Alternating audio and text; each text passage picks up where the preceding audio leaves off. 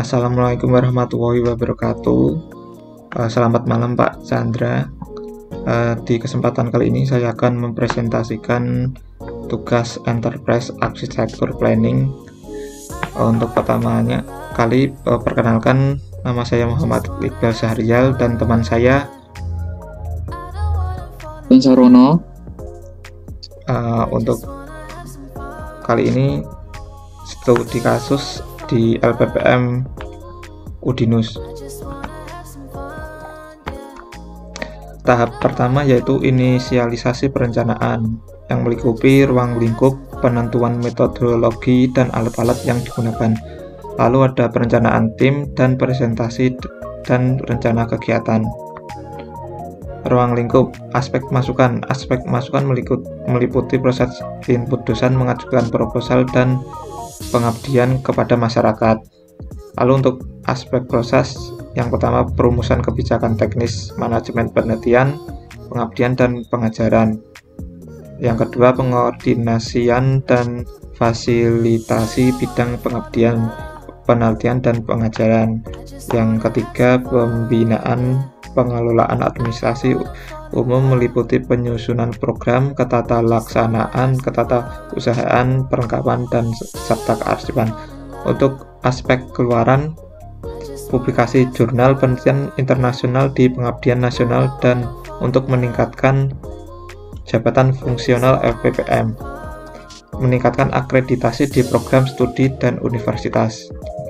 Untuk sasaran LPPM yaitu semua dosen wajib melakukan penelitian dan pengabdian kepada masyarakat. Untuk visi LPPM Udinus menjadi pusat riset pengabdian kepada masyarakat yang unggul dan berkualitas serta berwawasan kewirausahaan serta secara nasional dan internasional untuk kemakmuran bangsa dan negara. Untuk misi LPPM menyelenggarakan penelitian dan pengabdian kepada masyarakat yang berkualitas pada berbagai bidang ilmu untuk menghasilkan sumber daya manusia yang berkualitas, beriman, bertakwa kepada Tuhan Yang Maha Esa.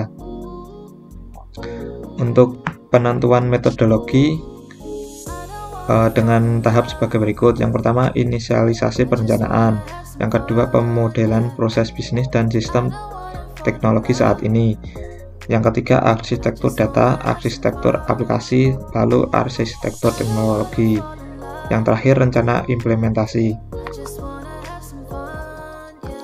Inisialisasi perencanaan, tahap awal di mana tujuan, ruang lingkup, dan rencana umum proyek ditetapkan. Lalu pemodelan proses bisnis, proses mengidentifikasi, menganalisis, dan memodelkan proses bisnis organisasi, memahami bagaimana bisnis beroperasi. Yang ketiga sistem dan teknologi saat ini, evaluasi terhadap sistem dan teknologi yang sudah ada untuk memahami kebutuhan perbaikan atau pengembangan sistem baru. Lalu arsitektur data, desain struktur data, penyimpanan data yang digunakan dalam sistem. Lalu arsitektur aplikasi, desain komponen aplikasi dan alur kerja yang digunakan dalam mencapai tujuan bisnis. Arsitektur teknologi, rencana penggunaan teknologi informasi seperti perangkat keras, perangkat lunak, jaringan, dan infrastruktur lainnya. Yang terakhir rencana implementasi, perencanaan jadwal, sumber daya, dan strategi untuk mengimplementasikan sistem atau proyek dengan efektif. Untuk alat yang digunakan untuk perancangan dan pengembangan antara lain sebagai berikut. Yang pertama Draw.io sebagai software pemodelan sistem. Untuk visi dengan spesifikasi berikut. Lalu ada perencanaan tim.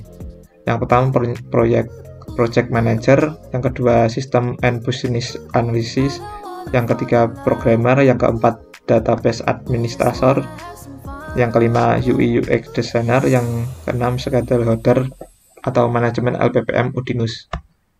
Untuk rencana kegiatan seperti berikut. Tahap kedua pemodelan bisnis dan survei institusi, yang meliputi struktur organisasi, model fungsi bisnis awal. LPPM Udinus merupakan sistem informasi yang dibangun oleh lembaga penelitian dan pengabdian kepada masyarakat Udinus untuk mempermudah penyampaian informasi tentang kegiatan penelitian baik yang berbentuk penelitian maupun pengabdian masyarakat, mulai dari proses pendaftaran, seleksi hingga laporan progres. Untuk struktur organisasi LPPM Udinus sebagai berikut. Model fungsi bisnis awal dan perlengkapan model. Untuk aktivitas utama, yang pertama mengajar, yang kedua meneliti, yang ketiga mengabdi. Untuk aktivitas pendukung, yang pertama direktur, yang kedua sekretaris, yang ketiga pusat penelitian, yang keempat pusat pengabdian, kelima pusat sentral haki, yang keenam pusat inovatif dan hilirisasi, yang ketujuh 2 staf administrasi. Untuk value chain sebagai berikut. Untuk tahap ketiga, sistem dan teknologi saat ini. Katalog sumber daya informasi dan skema sistem. Studi kasus pada LPPM Udinus. Berikut adalah contoh studi kasus yang terjadi. Yang pertama, pengembangan aplikasi teknologi untuk pendidikan berbasis digital. Yang pertama, sistem publikasi penelitian. Merupakan katalog berisi daftar publikasi ilmiah yang dihasilkan oleh para peneliti yang terafiliasi dengan LPPM Udinus. Mencakup jurnal ilmiah, proceeding konferensi, buku, dan laporan penelitian. Lalu ada sistem informasi penelitian dan pengabdian masyarakat, seperti daftar proyek penelitian dan pengabdian kepada masyarakat yang sedang berlangsung atau telah selesai di LPPM Udinus, meliputi informasi tentang judul proyek, tim penelitian, sumber pendanaan, dan hasil atau laporan proyek. Untuk yang ketiga, sistem sumber daya digital. Katalog ini mencakup sumber daya digital seperti basis data, e-book, jurnal elektronik, dan repositori institusional yang berisi publikasi ilmiah dari para peneliti di Udinus. Untuk skema sistem LPPM Udinus sebagai berikut.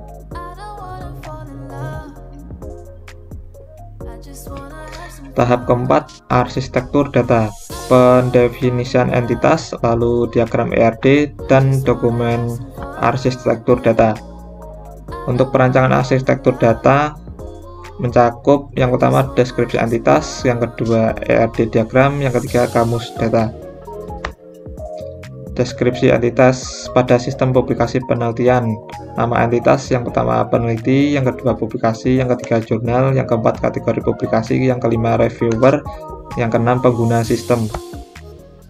Untuk entitas pada sistem penelitian dan pengabdian kepada masyarakat, entitas ada 6, yang pertama peneliti, yang kedua proyek penelitian, yang ketiga proyek pengabdian kepada masyarakat, yang keempat institusi, yang kelima anggota tim proyek, yang keenam dokumen proyek. Untuk di entitas pada sistem sumber daya digital berjumlah 9 entitas. Yang pertama penelitian, kedua proyek penelitian, ketiga publikasi, keempat pengabdian kepada masyarakat, kelima sumber dana, 6 anggota tim, ketujuh kegiatan, 8 laporan, dan terakhir 9 pengguna sistem. Untuk ERD sistem publikasi penelitian sebagai berikut. Di penelitian Premier Key-nya ID peneliti, untuk di publikasi Premier Key-nya ID publikasi, untuk kategori publikasi Premier Key-nya ID kategori, untuk jurnal Premier Key-nya ada ID jurnal, di tabel reviewer Premier Key-nya ada ID reviewer, dan pengguna sistem Premier Key-nya ID pengguna. Untuk ERD sistem penelitian dan pengabdian kepada masyarakat, untuk tabel peneliti Premier Key-nya ID peneliti, untuk di proyek penelitian Premier Key-nya ID proyek, di anggota tim proyek Premier Key-nya ID anggota, untuk foreign key-nya ID peneliti, untuk institusi Premier Key-nya ID institusi, dan dokumen proyek Premier Key-nya ID dokumen, foreign key-nya ada 1 ID proyek, dan yang terakhir proyek pengabdian kepada masyarakat Premier Key-nya dan proyek key-nya di ID proyek. Untuk ERD diagram sumber daya digital peneliti ID peneliti, untuk di proyek penelitian yang ketiga, ERD diagram sistem sumber daya digital.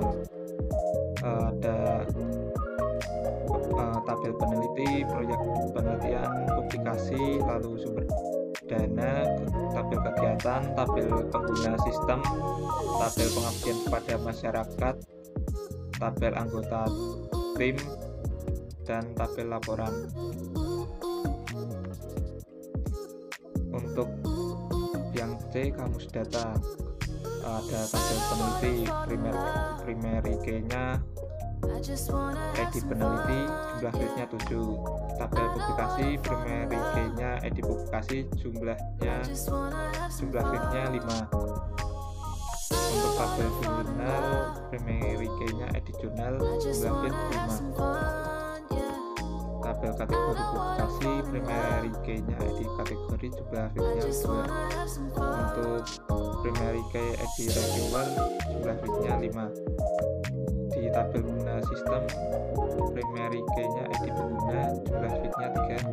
Tabel peneliti, primary key-nya ID peneliti, jumlah fieldnya 7. Untuk tabel proyek penelitian, primary key ID proyek, jumlah fieldnya 8. Tabel pengabdian kepada masyarakat, primary key ID proyek, untuk jumlah fieldnya 8. Tabel institusi, primary key ID proyek, jumlah field 7. Tabel anggota tim proyek, primary key ID anggota, jumlah field 4. Tabel dokumen proyek, primary key-nya ID dokumen, jumlah fieldnya 6. Tabel peneliti, primary key-nya ID peneliti, jumlah fieldnya 4. Tabel proyek penelitian, jumlah fieldnya 6. Tabel publikasi, jumlah fieldnya 5. Tabel pengabdian kepada masyarakat, jumlah fieldnya 5. Tabel sumber dana, jumlah fieldnya 4. Tabel anggota tim, jumlah fieldnya ada 4. Tabel kegiatan, jumlah fieldnya 4. Tabel laporan, jumlah fieldnya 4. Tabel pengguna sistem, jumlah fieldnya 4. Untuk di tahap 5 akan dilanjutkan teman saya Ivan Sarwono. Baik, untuk tahapan kelima yaitu arsitektur aplikasi. Ya, terdapat pendefinisian aplikasi, analisis dampak, dokumen arsitektur aplikasi. Pendefinisian aplikasi. Pembangunan arsitektur aplikasi dimulai dengan mengidentifikasi kandidat sistem informasi dan sistem aplikasi pada sistem operasional LPPM Udinus yang dibutuhkan untuk mengelola data dan mendukung proses bisnis dengan dukungan teknologi informasi beserta layanannya. Lalu berikutnya ada desain user interface LPPM Udinus. Terdapat halaman beranda dan penelitian. Juga ya, ini ada halaman untuk beranda. Berikutnya ada halaman tentang kami. Berikutnya ada halaman penelitian yang terdapat menu peneliti, publikasi, jurnal, dan reviewer. Berikutnya ada pengabdian, yaitu ada menunya ada peneliti, kedua proyek penelitian, ketiga tim proyek, dan keempat dokumen proyek. Berikutnya ada dokumen arsitektur aplikasi, yaitu terdapat fungsi bisnis sistem publikasi penelitian. Yang pertama, sistem informasinya, publikasi penelitian, sistem aplikasi, publikasi penelitian, layanannya, pengelolaan data penelitian, diseminasi dan akses publikasi, dan monitoring dan evaluasi. Yang kedua, fungsi bisnis sistem informasi penelitian dan pengabdian masyarakat. Yang pertama, sistem informasi penelitian dan pengabdian masyarakat. Sistem aplikasi, informasi, penelitian, dan pengabdian masyarakat, layanan, manajemen penelitian, manajemen pengabdian masyarakat, database, dan arsip data. Yang ketiga, fungsi bisnis, sistem sumber daya digital, sistem informasinya, sistem sumber daya digital, sistem aplikasinya, sistem sumber daya digital. Layanannya, yaitu manajemen penelitian, manajemen pengabdian kepada masyarakat, repositori digital, dan pengelolaan sumber daya. Lalu ada tahap 6, arsitektur teknologi, distribusi data atau aplikasi, dokumen arsitektur teknologi. Arsitektur teknologi pada sistem operasional LPPM Udinus layanan yang terdapat pada model sistem operasional LPPM Udinus berbasis teknologi informasi ini terdiri dari layanan publikasi penelitian, layanan informasi penelitian, publikasi masyarakat, dan layanan sumber daya digital. Yang pertama, layanan publikasi penelitian. Layanan ini meliputi pengelolaan data penelitian, diseminasi, dan akses publikasi, juga fitur monitoring dan evaluasi. Yang kedua, ada layanan informasi dan pengabdian masyarakat. Layanan ini meliputi manajemen penelitian, manajemen pengabdian masyarakat, database, dan pengarsipan data. Yang ketiga, layanan sumber daya digital. Layanan ini meliputi manajemen penelitian, manajemen pengabdian kepada masyarakat, repositori digital, dan pengelolaan sumber daya. Berikutnya ada use case sistem operasional LPPM Udinus. Yang pertama, use case publikasi penelitian. Terdapat entitas peneliti, pengguna sistem, dan reviewer. Yang kedua, ada use case penelitian dan pengabdian masyarakat.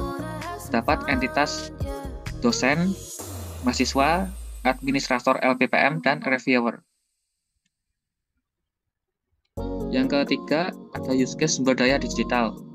Terdapat 3 entitas, yaitu peneliti, administrator LPPM, dan anggota tim. Lalu, tahap ketujuh, yaitu rencana implementasi, urutan aplikasi atau roadmap, rencana migrasi, biaya dan benefit, faktor-faktor implementasi, dan rekomendasi. Rencana implementasi pada LPPM Udinus. LPPM Udinus menerapkan perencanaan implementasi yang bertujuan untuk menyusun dan menyiapkan sebuah rencana untuk pengimplementasian arsitektur atau sering juga disebut strategi migrasi dari posisi bisnis saat ini menuju posisi bisnis masa depan. Lalu ada roadmap rencana implementasi. Di tahun 2024, kami memulai yaitu inisiasi perencanaan. Yang kedua, identifikasi objek, meliputi pemodelan bisnis, sistem, dan teknologi saat ini. Yang ketiga, visi masa depan, yaitu meliputi arsitektur data, arsitektur aplikasi, arsitektur teknologi. Yang keempat, strategi pencapaian, yaitu terdapat rencana implementasi dan konklusi perencanaan dan transisi ke implementasi ke tahun 2025. Lalu berikutnya ada pemetaan aplikasi terhadap entitas data. Sebagai gambar berikut. Berikut terdapat pemetaan aplikasi. Yang ketiga yaitu prioritas penerapan aplikasi, seperti penjelasan berikut ini. Lalu ada estimasi jadwal pelaksanaan, yaitu terdapat yang pertama aplikasi publikasi penelitian yang akan kami buat dari bulan 1 sampai bulan 3. Yang kedua ada aplikasi informasi penelitian dan pengabdian masyarakat yang akan kami buat di bulan 3 sampai bulan ke-9.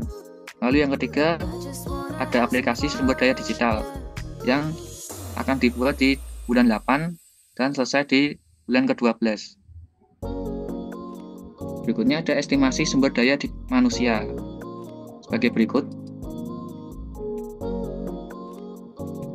Lalu yang terakhir ada estimasi biaya meliputi hardware.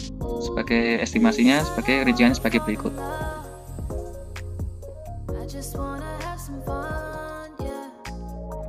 Terima kasih.